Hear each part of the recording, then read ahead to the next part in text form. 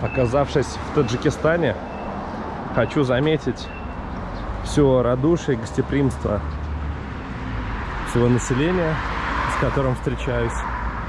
Люди очень отзывчивые, каждый хочет помочь, и даже этот момент не связан с тем, что какие-то беды у людей, это просто, мне кажется, у людей в крови помогать. Да и в принципе это, наверное, одна из самых основных здравомыслящих черт человека — помогать людям.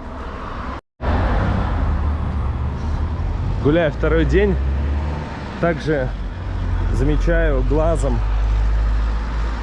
архитектурные сооружения, которые построены, видно, что своими руками, и выглядят они, быть может, где-то местами скромно, но видно, что люди вкладываются, и дом — это все-таки одно из самых важных, я так понял, для людей, которые здесь проживают, потому что именно дворы благоустроены, придомовые территории благоустроены, все прокрашено, все вот прям до мелочей все сделано таким образом, чтобы самому радоваться, ну и чтобы люди, проходящие мимо этого дома, тоже как-то могли оценить какие-то конструкционные новшества, которые были применены, орнаменты, цветовые решения.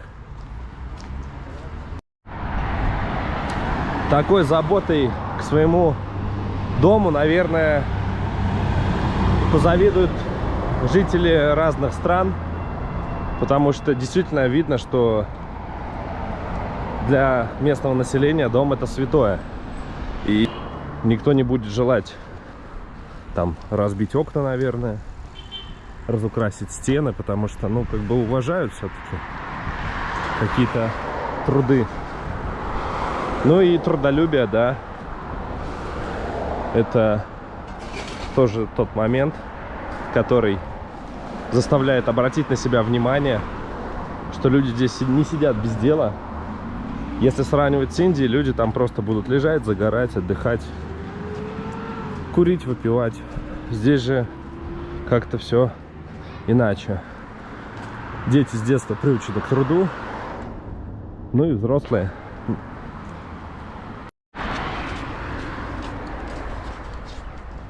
Вот уже ребята тоже помогают, вместо того, чтобы бездельно бегать.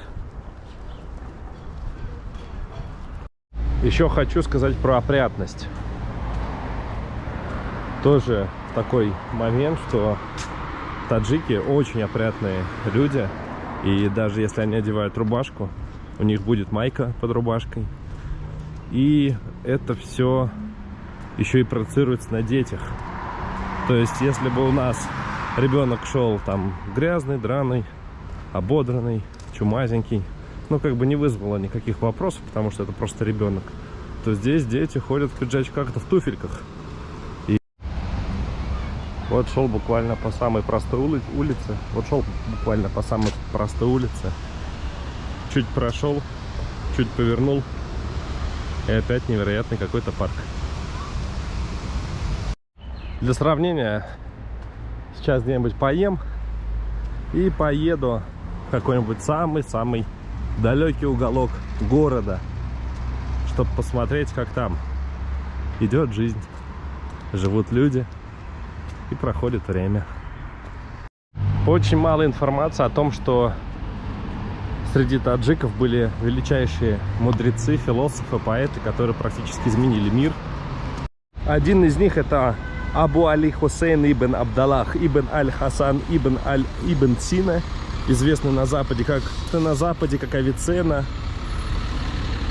Собственно, и у нас его знают под этим псевдонимом. Это был самый известный, влиятельный философ, ученый исламского мира. Многие труды Ибн Сины о признаках различных заболеваний пережили многие столетия и остаются актуальными вплоть до наших дней. В частности, он рассматривал симптомы заболевания в комплексе с другими проявлениями болезней. Изучение всех имеющихся симптомов, как полагал ученый, способствует определению верного диагноза и назначению определенного лечения. Омар Хайям, рожденный в 1048-м, персидский философ, внес вклад в алгебру, построением классификации кубических уравнений и их решением с помощью канонических сечений. Известный во всем мире философ и выдающийся поэт, автор цикла философские рубрики. Собственно, глубокими смыслами были пронизаны его поэзия и философия. Не знаю, можно ли было дальше уехать. 102-й микрорайон города Душанбе. Ну и здесь вот идет такая глобальная застройка такими типовыми домами. Комнат раз, два, три. 3 комнаты.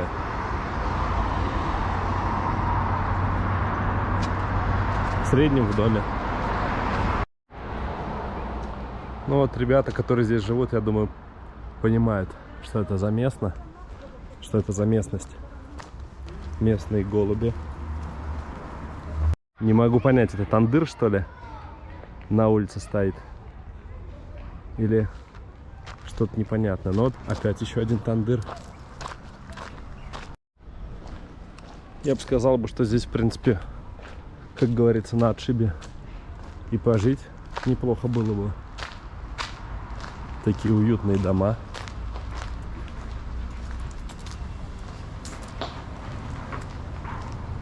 Тихо. А вот если станет скучно, можно записаться или на бокс, или на курсы компьютерные. Пойду посмотрю, что здесь с едой. Поесть не поел, но зашел подстригся.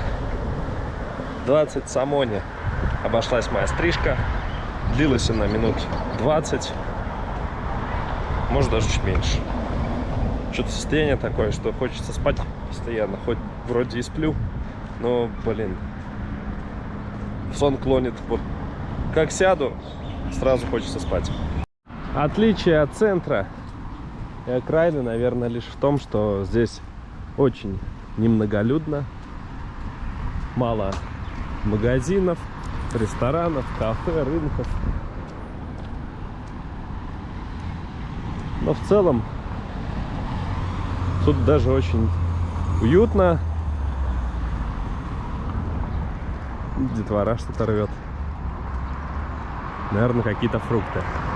Шел по малой населенной улице и вышел вот в такое столпотворение. И вышел вот в такое изобилие уже. Торговые центры, люди, остановки, машины.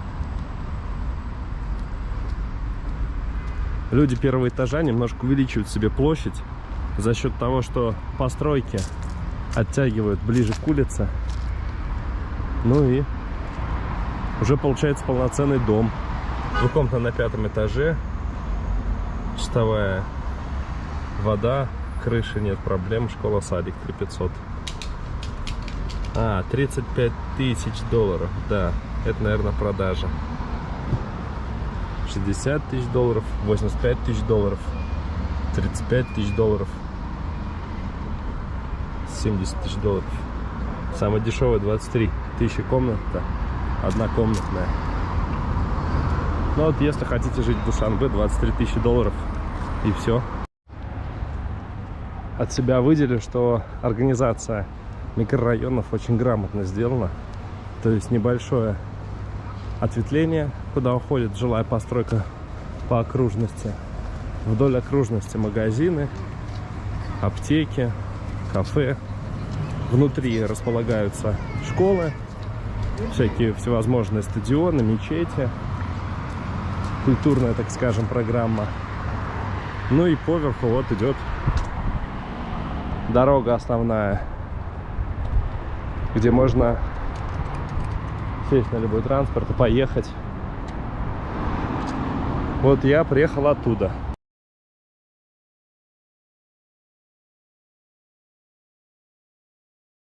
Плохо, вот такие дома. И это, по-моему, самый дальний район. Я могу ошибаться, но по карте дальше я ничего не видел. Сейчас буду потихонечку выходить, идти к центру. Хочу попить кофе. Вот с кофе действительно проблема. Казалось бы, что сложного в бистро продавать кофе. Но вот такие вот особенности.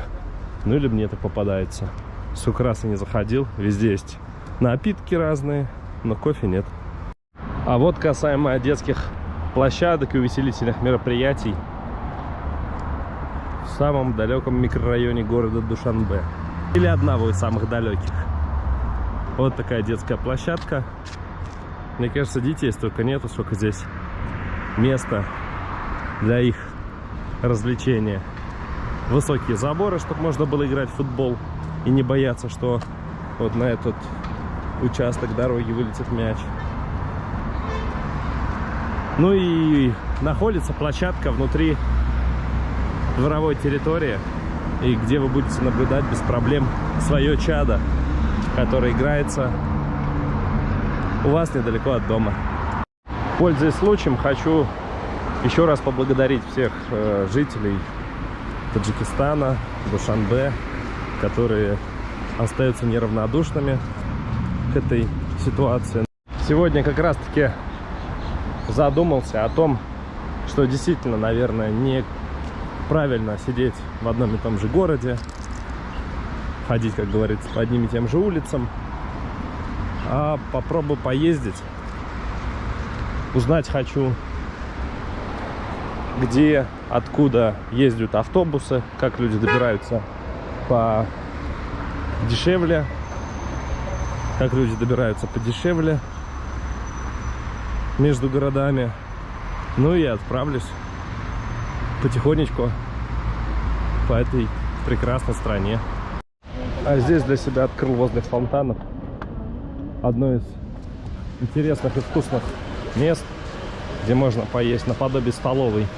Вот такая вот. Вот такое вот место, где огромнейший выбор еды. Ну и цены достаточно демократичные. Обошлась еда в 19 самони, котлета по-киевски, макароны и сок абрикосовый. По выходным здесь людей намного меньше, чем в будни. Но на то это и выходные, чтобы отдыхать.